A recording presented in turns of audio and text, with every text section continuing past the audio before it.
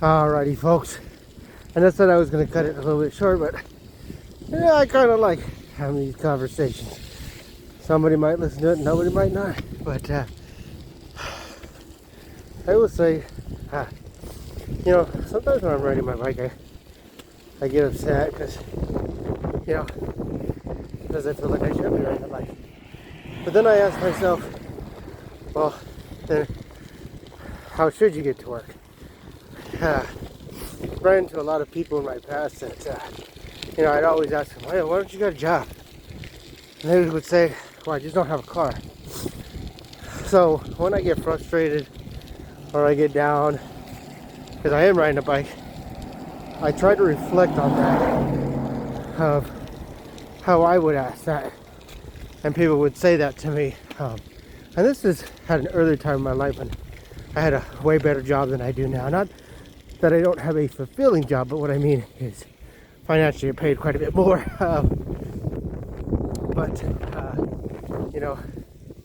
At that time I was doing pretty good, and it still reminds me today of that when you have a job, you have responsibilities, and when you say yes and you sign on that dotted line, for your everyday job that meets its commitments of paying you like it should. Obviously nobody wants to work somewhere where you sign up for something they don't pay out, or they don't give you the bonus. Those things I can understand, but for those that are meeting their requirements, the least you can do is give them respect of showing up on time, maybe even a couple minutes early, putting that extra 10% in, and just doing what you got to do, and those are kind of the things I think of when I get frustrated. I say to myself, I was given 2 healthy legs, a heart, and dang good personality. No, I'm just kidding.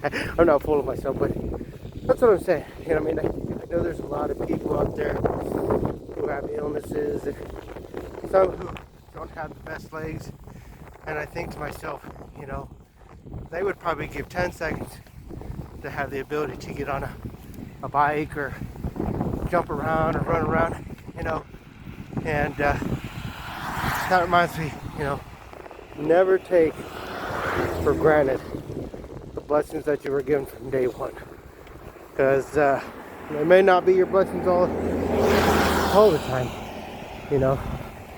The best health, whether it be mental or physical, is what you put into it. And if you don't put nothing into it, you're not going to get a lot out of it.